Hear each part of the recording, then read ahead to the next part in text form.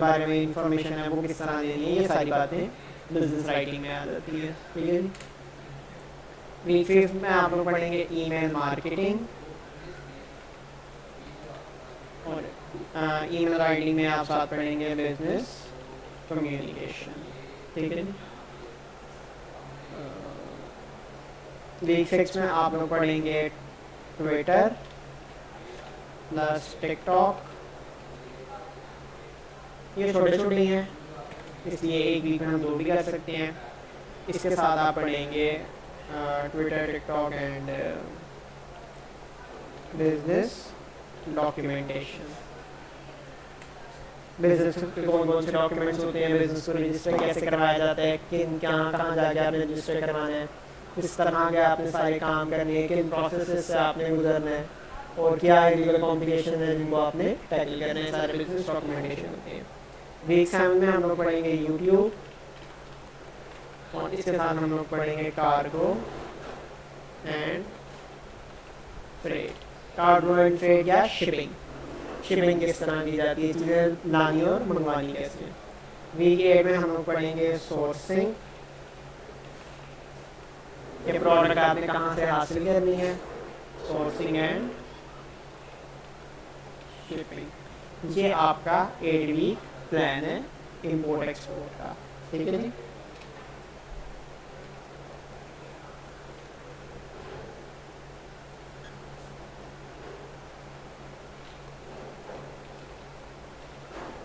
impacts 8 week plan done. मैं save भी कर लेता हूँ, हर बार मुझे दिखाना पड़ेगा।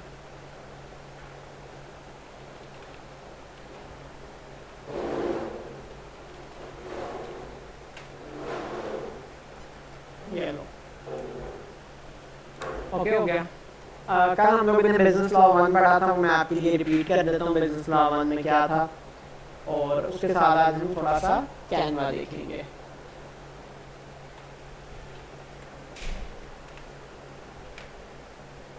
इंपोर्ट एक्सपोर्ट में बेसिकली 2 पोर्शन होते हैं, एक डिजिटल मार्केटिंग का और एक बिजनेस लॉ का, या जो बिजनेस इंपोर्ट एक्सपोर्ट डॉक्यूमेंटेशन या इंपोर्ट एक्सपोर्ट जिसको हम लोग जनरली बोलते हैं। बात आ रही है ना? तो इंपोर्ट एक्सपोर्ट का सेक्शन तो हमारा साथ साथ चलेगा, साथ में हम लोग डिजिटल मार्केटिंग भी करेंगे। कल मैंने डिस्कस किया था, आज दोबारा डिस्कस कर रहे हैं। मिस आपने कौन सा नोट्स बनाए? मैं जितनी भी बातें पढ़ा रहा हूँ उसके बाद आपने इसके नोट्स बनाने हैं, अपने हिसाब में वो बातें लिखनी है जिनकी आपको समझ आई वो नहीं यहाँ पे लिखी हुई है। ठीक है, नीचे से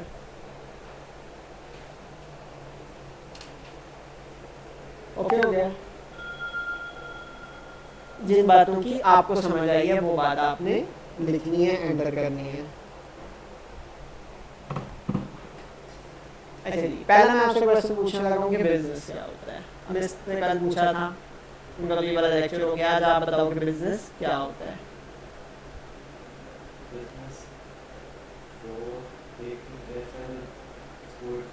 होता क्या है, व्हाट इज बिजनेस। मैं आपसे पूछता हूँ कि लाल पीला हरा गुलाबी क्या है, आप एक लफ्ज में जवाब दोगे रंग है, कलर है। तो बिजनेस क्या है?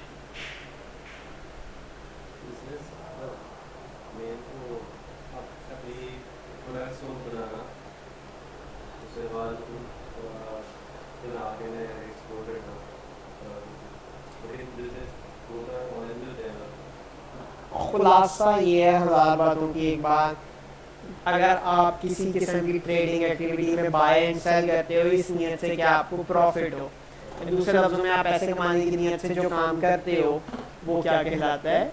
बिजनेस कहलाता है। ठीक है, यहाँ पे लिखा है any commercial activity is called a business. कोई भी कमर्शियल एक्टिविटी बिजनेस कहलाती है। कमर्शियल एक्टिविटी वो एक्टिविटीज जो इनहेरिटेडली, जिनकी नियत, जिनको करने की नियत इनकम हो। ठीक है, कमर्शियल एक्टिविटीज वो तमाम एक्टिविटीज होती हैं जिनकी इनहेरिट नियत, पैदाइशी नियत पैसे कमाना हो, तो क्या कहलाती है? Commercial activity. एक घर है, उसको आपने बनाया, उसको बनाने में आपकी क्या नियत थी? क्या क्या करने? रहना है आपने, तो ये क्या कमर्शियल एक्टिविटी है? नहीं। क्यों नहीं है कमर्शियल एक्टिविटी? क्योंकि आपकी नीयत उस पर पैसे कमाना नहीं है, उसकी रिहाइश है। इसके बरक्स आपने एक घर बनाया और उस घर को बनाने में आपकी नीयत थी कि मैं उस घर में खुद ही रहूँगा, उस घर को मैंने आगे बेच दिया, तो वो घर क्या होगा? कमर्शियल। लेकिन एक बंदा आगे एक बंदा है, फॉर एग्जाम्पल आपने घर बनाया और आपकी नीयत थी कि मैंने इस घर को बेचना है, तो आपकी तरफ से वो घर क्या है? Commercial property. मैंने वो घर लिया और मेरी घर लेने की क्या नियत थी कि मैंने इसको बेचना नहीं, मैंने इसमें रहना है, तो ये मेरी क्या होगी? प्राइवेट प्रॉपर्टी होगी, कमर्शियल प्रॉपर्टी नहीं होगी, मेरा बिजनेस नहीं होगा। तो मैं आपको बता रहा हूँ कि वो तमाम एक्टिविटीज़ जिनकी इनहेरिट नियत, जिनकी पैदाइशी नियत पैसे कमाना हो, वो क्या कहलाती हैं? बिजनेस। डेफिनेशन, एक और डेफिनेशन लिखी हुई है, 3 डेफिनेशंस ली हुई हैं। कहते हैं अनऑर्गेनाइजेशन और इकोनॉमिक सिस्टम। ऑर्गेनाइजेशन कहते हैं तंजीम को और इकोनॉमिक सिस्टम कहते हैं हम लोग तंजीम एक मखसूस एजेंसी का नाम है, एक ऑर्गेनाइजेशन है। लेकिन अगर आप बाहर ठेली वाले के पास जाओ, आप उसको पैसे देते हो, आपको चीज़ें दे देता है, तो ये कोई ऑर्गेनाइजेशन तो नहीं है, ये एक इकोनॉमिक सिस्टम है। सिस्टम जिसमें पैसे आ भी रहे हैं और पैसे जा भी रहे हैं। अगर सिर्फ पैसे आए जा रहे हैं, जा नहीं रहे, सिर्फ पैसे जाए जा रहे हैं, आ नहीं रहे, दोनों सूरतों में हमारे पास अंदेशा है, नुकसान है। ये दोनों बातें दुरुस्त नहीं। ओके हो गया? Where goods and services are exchanged. Goods और सर्विसेज एक्सचेंज की जाती हैं। गुड्स कहते हैं चीज़ों को और सर्विसेज कहते हैं खदमात को। जैसे आप सीसीबीडी में आए तो यहाँ पे सर्विसेज एक्सचेंज की जा रही है। हमारा पढ़ाना एक सर्विस है। हम क्या फिजिकली टच तो नहीं कर सकते एजुकेशन को, लेकिन आपको पता है एजुकेशन दे रहे हैं और आपको पता है एजुकेशन ले रहे हो। ऑर्गेनाइजेशन, बिजनेस वो ऑर्गेनाइजेशन है, वो तंजीम है, वो इदारा है या वो इकोनॉमिक सिस्टम है जहाँ पे चीज़ें या सर्विसेज एक्सचेंज की जाती हैं। ठीक है, फॉर मनी बड़ी इंपॉर्टेंट शर्त है। किसी ना किसी तरह का इकोनॉमिक बेनिफिट, किसी ना किसी तरह का फ़ायदा इन्वॉल्व होता है। अलावा से अगर काम किया जाए तो हम उसको बिजनेस नहीं कहते, चैरिटी कहते हैं। Charity is not a business. Okay, इसके आगे वो बोलता है कि business activity of making one's living और मेकिंग मनी बाय प्रोड्यूसिंग और बाइंग एंड सेलिंग प्रोडक्ट्स। इसने 3 बातें हमें बताई हैं, 3 बिजनेस की कैटेगरीज हमें बता रखी हैं। क्या टाइप्स बता रखी हैं नीचे? हम टाइप्स ऑफ बिजनेस में चलते हैं। लेकिन सबसे पहले आपको इस बात का पता होना चाहिए कि बिजनेस को रन करने के लिए बिजनेस में 3 मेंबर्स होते हैं। एक सक्सेसफुल बिजनेस के 3 मेंबर्स होते हैं। पहला मेंबर होता है, चलो हम एक मिसाल से समझते हैं। ये मेरे पास एक पेन है, ये मेरे पास एक पेन है, ये मेरे पास एक पेन है, लेकिन इसको, इस पेन को किसी ने बनाया ना, बनाया तो ये हमें यहाँ पे नजर आ रहा है। तो मुझे बताएं कि इस पेन को बनाने वाले ने क्या एक पेन बनाया या कई पेन बनाया? सॉरी, कई पेन बनाया। लेट अस अज्यूम कि बनाने वाले ने 1000 पेन बनाया, 1000 इस तरह के पेन्स बनाए। ओके, अब वो 1000 की 1000 पेन एक बंदे को तो नहीं बेच सकता, ना किसी के पास इतनी इकोनॉमिक कैपेबिलिटी है, ना किसी की मैशत इतनी स्ट्रॉन्ग है या किसी सेकेंडरी सेलर की। मिसाल लेते हैं, मैंने ये 1000 पेन बनाए, अब मुझे 1000 पेन बेचने हैं। आप भी नहीं 1000 पेन ले सकते, आप भी नहीं 1000 पेन ले सकते। आप क्या करते हो? मैंने 100 रुपए के 1000 पेन बनाए, तो कितने का? 1 रुपए के 2 पेन मुझे पड़े, या इसको हम आसान कर लेते हैं, 1000 रुपए के 1000 पेन बनाए। डन। एक पेन कितने का पड़ा? 1 रुपए का प्रोडक्शन कॉस्ट। मैं इसको, आपको मैं पेन बेच रहा हूँ, मैं कहता हूँ कि आप मेरे से 200 रुपए के 100 पेन ले लो। इन्होंने मेरे से 200 रुपए के 100 पेन ले लिए। मुझे बनाया, मैंने बनाया कितने का था? 1000 रुपए के 1000। 200 रुपए के कितने बेचे? यानी 2 रुपीज़ पर पीस के हिसाब से। बना कितना था 1 रुपीज़ पर पीस के हिसाब से, बेचा कितना 2 रुपीज़ पर पीस के हिसाब से। आपने कितने पेन खरीदे हैं? आपने 200 पेन खरीद लिए 400 रुपए के, ठीक है। आपने 200 के 200 पेन इस्तेमाल करने हैं। किस नियत से खरीदे हैं आपने मेरे से 200 पेन? आगे सेल करने की नियत से। तो यहाँ मैंने डायग्राम मुझे समझ नहीं आनी आपको। अच्छा जी, अब आप आती है मिस, आप 1000 आप 200 पेन नहीं खरीद रही शकल रखती ना, आपको 200 पेन साफ सीधी बात है चाहिए। आप इनके पास आती हैं, आप इनको कहती हैं भाई मुझे पेन दे दो। कितने पेन दे दो? 200 पेन लिए थे आपने, आप इनसे 100 पेन ले लेती हैं। ये आपको 4 रुपीज़ पर पेन के हिसाब से बेच देते हैं। कंपनी ने कितने का बनाया? 1 रुपये पर पेन। इन्होंने खरीदा कंपनी से 2 रुपये पर पेन। आप आई, आपने 100 पेन खरीदे कितने? 4 रुपये पर पेन के हिसाब से। तो आपने इनसे 100 पेन कितने के खरीदे? 400 के। मैं आया आपके पास, मुझे एक पेन चाहिए, एक सिंगल पेन चाहिए। आपने कहा अच्छा आपको सिंगल पेन चाहिए, आपने मुझे सिंगल पेन 5 रुपये पर पीस के हिसाब से बेच दिया। जितने भी आपके पास एक एक लोग आ रहे हैं 5 रुपये पर पीस के हिसाब से बेच दिया। तो एक सक्सेसफुल बिजनेस में हमने देखा कि 4 टाइप ऑफ बिजनेसेस इन्वॉल्व होते हैं, ठीक है। अगर आप एक नॉर्मल बिजनेस की बात करें जो हम आम अपनी आंखों से ऑब्जर्व करते हैं, सबसे पहले एक प्रोड्यूसर होता है, चीज़ को पैदा करने वाला, जिसने बहुत सारा बल्क में चीज़ को प्रोड्यूस किया। फिर होता है हमारे पास एक होलसेलर या सप्लायर। होलसेलर सप्लायर, सप्लायर बनाने वाले प्रोड्यूसर से माल लेता है और होलसेलर को दे देता है। आप इस मिसाल में क्या थे? सप्लायर, जिसने डायरेक्ट फैक्ट्री से माल लिया और एक होलसेलर को सप्लाई कर दिया। और होलसेलर अपना माल किसको देता है? रिटेलर को, परचून वाले को, ठीक है। वो सप्लायर, फैक्ट्री के सप्लायर से माल लेता है, चीज़ें लेता है, गुड्स लेता है। जिस तरह हमने 1000 पेन बनाए थे फैक्ट्री ने, उससे फैक्ट्री से 200 पेन लिए। तो ये कौन हो गया? सप्लायर ने 200 पेन लिए, होलसेलर ने 100 पेन लिए, ठीक है। होलसेलर से रिटेलर ने 10 पेन लिया और उसने एक एक पेन करके आगे बेचना शुरू कर दिया।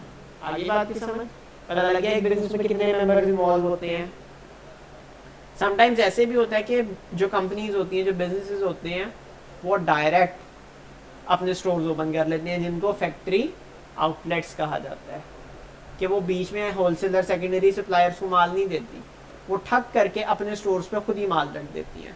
तो बीच में जो उनको नुकसान होना होता है, क्योंकि स्टार्ट में वो उनको कंपनी को कितना फ़ायदा हो रहा है, वो 2 रुपये का बेच रही है पर पेन। एंड देन वो पेन कितने का हो गया? 10 रुपये का। तो यानी कि कंपनी को पीछे 8 रुपये का लॉस हो रहा है, क्योंकि वो डायरेक्ट नहीं बेच रही।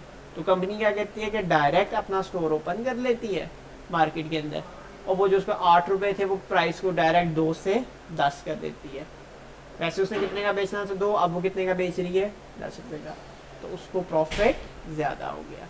आगे बात की समझ। इन बातों को ज़हन में रखते हुए हम टाइप्स ऑफ बिजनेस को देखते हैं। पहला बिजनेस है सर्विस बिजनेस। मैं रीडिंग नहीं कर रहा, मैं आपको सिर्फ एक्सप्लेन कर रहा हूँ। सर्विस बिजनेस में आप कोई इंटेंजिबल प्रोडक्ट वो प्रोडक्ट्स होती हैं जिसको आप हाथ नहीं लगा सकते। मैं आपको पढ़ा रहा हूँ, ये इम्पोर्ट एक्सपोर्ट का कोर्स है, मैं आपको कहता हूँ इम्पोर्ट एक्सपोर्ट को हाथ लगाओ। आप हाथ लगा सकती हैं? मैं इम्पोर्ट एक्सपोर्ट को आप लगा सकते हो। क्यों? क्योंकि ये हकीकत में कोई चीज़ें नहीं एग्जिस्ट करती, ये एक कॉन्सेप्ट है। तो इंटेंजिबल प्रोडक्ट्स कहते हैं कि कॉन्सेप्ट। नीचे मिसाल लिखी हुई है, सलोन्स हो गए बाल काटने की। वो एक बंदा सर्विस दे रहा है, उसको बाल काटने आते हैं, वो आपको सर्विस दे रहा है आपके बाल काटने की। उसके बाद आती है मर्चेंडाइजिंग या ट्रेडिंग बिजनेस। ट्रेडिंग बिजनेस में मैंने आपको बताया कि फैक्ट्री के बाद, प्रोडक्शन के बाद सप्लायर, होलसेलर, रिटेलर और एंड कस्टमर या एंड कंज्यूमर, ये जो तीनों लोग हैं ये सारे मर्चेंडाइजिंग बिजनेस का पार्ट है। होलसेलर जो सप्लायर है वो फैक्ट्री से ले रहा है, होलसेलर सप्लायर से ले रहा है, रिटेलर होलसेलर से ले रहा है, ठीक है जी। तो ये सारी चीज़ें एक दूसरे की प्रोडक्ट्स को आगे आगे एक बंदे से लेते हैं, अगले बंदे को बेच देते हैं, एक बंदे से लेते हैं, अगले बंदे को बेच देते हैं। ओके, दूसरे लफ्ज़ों में हम इसको कहते हैं दुकानदारी, आम लफ्ज़ों में। और ये most common type of business है। Then there is manufacturing. Manufacturing business में चीज़ों को इनहेरिटेडली प्रोड्यूस किया जाता है, पैदा किया जाता है, बनाया जाता है, ठीक है जी। चीज़ों को क्रिएट किया जाता है। हाइब्रिड बिजनेस के अंदर मैन्युफैक्चरिंग और जो मर्चेंडाइजिंग होती है वो कंबाइन हो जाती है। इसकी मिसाल यहाँ पे लिखी हुई है रेस्टोरेंट्स।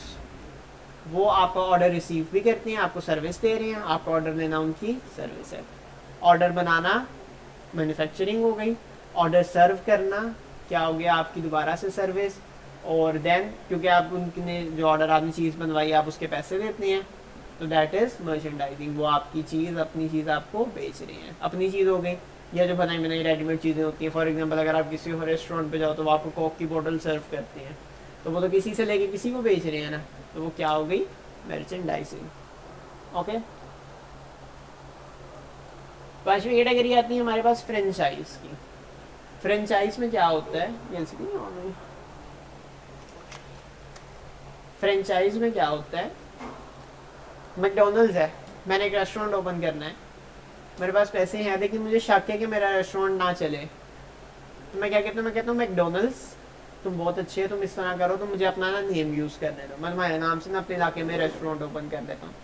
मैकडोनल्ड्स कहता है ठीक है कर लो, मैकडोनल्ड्स कहता है ठीक है कर लो, मैं मैकडोनल्ड्स को उसका नाम यूज़ करने की फ़ी दूंगा, मेरी मैकडोनल्ड्स के नाम के तहत मुझे जो इनकम होगी मैं रख लूँगा।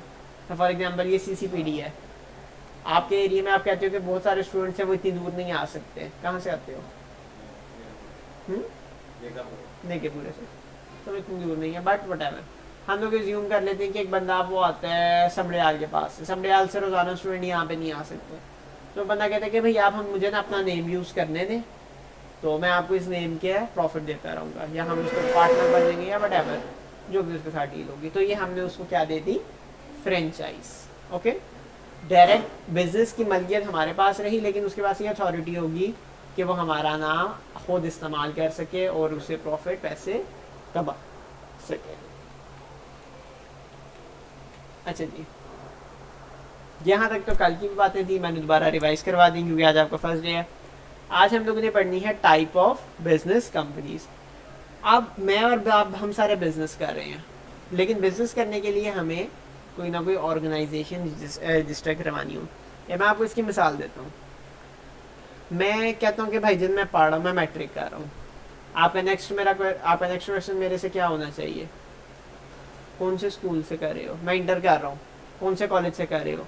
मैं BS कर रहा हूँ, कौन सी यूनिवर्सिटी से कर रहे हो? मैं जॉब कर रहा हूँ, कहाँ पर कर रहे हो? मैं बिजनेस कर रहा हूँ, कौन सा बिजनेस है? आई बात की समझ, किस कैटेगरी का ये सवाल है? तो वो ऑर्गेनाइजेशन जो बिजनेस करती है, ठीक है जी, हम उसको कहते हैं कि ये क्या है, हमारी कंपनी। जिस ऑर्गेनाइजेशन के तहत, जिस इदारे के तहत आप बिजनेस करते हैं वो क्या कहलाती है, कंपनी। देखो जो रेडी वाला बिजनेस तो वो भी कर रहा है, रेडी वाला बिजनेस कर रहा है, रेडी वाला रेडी पे कपड़े रख के बेचता है, और अगर आप मार्केट में इधर चले जाओ, ब्रांड्स पे चले जाओ, तो ये भी कपड़े ही बेच रहे हैं, है तो दोनों का बिजनेस। फ़र्क क्या है दोनों में, रेडी वाले में और ब्रांड में?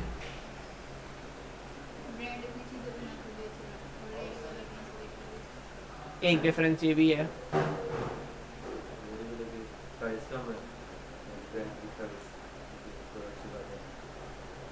कंपनी के अगर मैं कॉन्टेक्स्ट में सुनना चाह रहा था भाईजान, जो रेडी वाला है, रेडी वाले के बिजनेस का कोई नेम है लेकिन ब्रांड का नेम है, वो रजिस्टर्ड कंपनी है। तो ये फ़र्क होता है कि बिजनेस रेडी वाला भी कर रहा है, बिजनेस ब्रांड भी कर रहा है, लेकिन रजिस्ट्रेशन वो रजिस्टर्ड है, वो रजिस्टर्ड नहीं है, उसने अपना नाम खरीदा हुआ है, उसने अपना नाम खरीदा हुआ नहीं है। बिजनेस की टाइप्स होती हैं हमारे पास, ये सारी रीडिंग है, ये आप लोगों ने खुद कर लेनी है, मैं आपको ओवरऑल रिव्यू दे देता हूँ।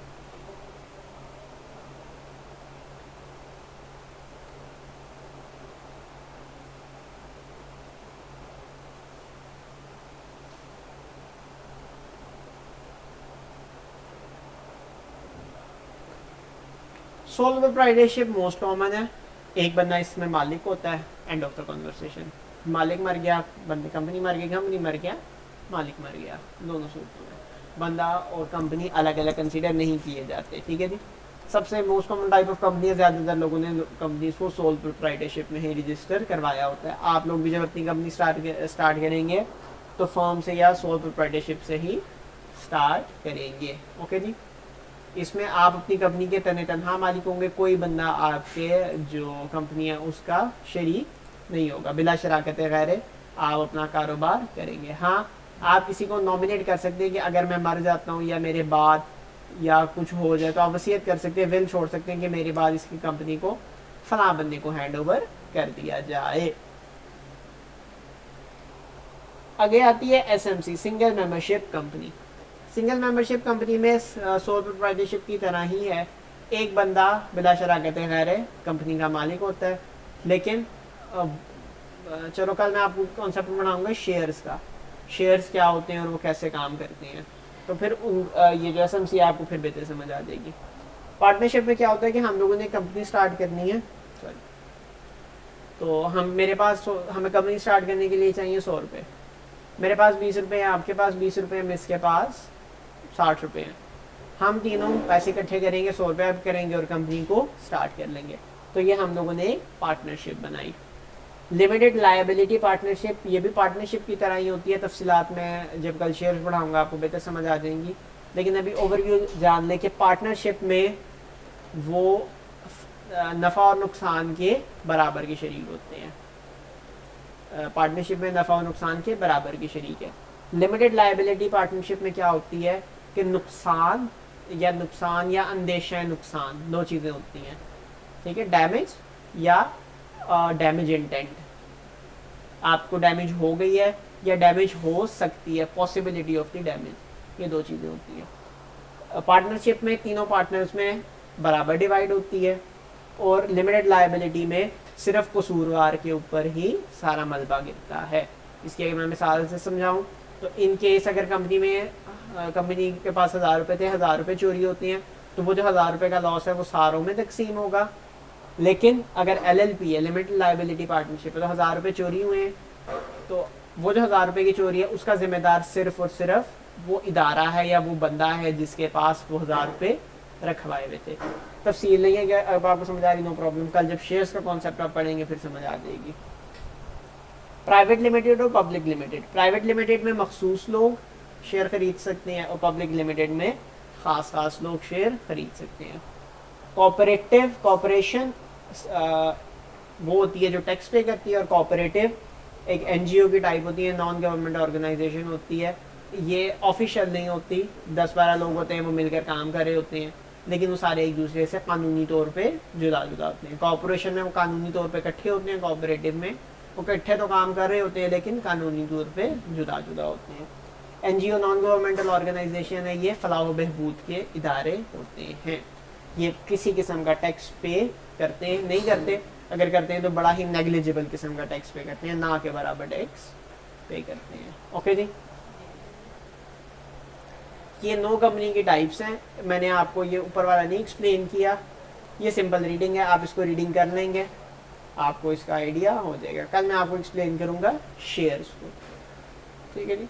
आज के लिए इतना ही। मैं से आपको पता है कौन से कंप्यूटर में आपकी फ़ाइल पड़ी है, वो आप ऑन कर लें। आप मुझे व्हाट्सएप मैसेज कर दो, आप फ़ोन तो नहीं लाई होंगी एज यूजुअल, नहीं चलें, आप मुझे व्हाट्सएप मैसेज कर दें, ये लिखा हुआ है नंबर, ताकि मैं ये फ़ाइल आपके साथ शेयर कर दूँ और आप इसकी रीडिंग कर लें।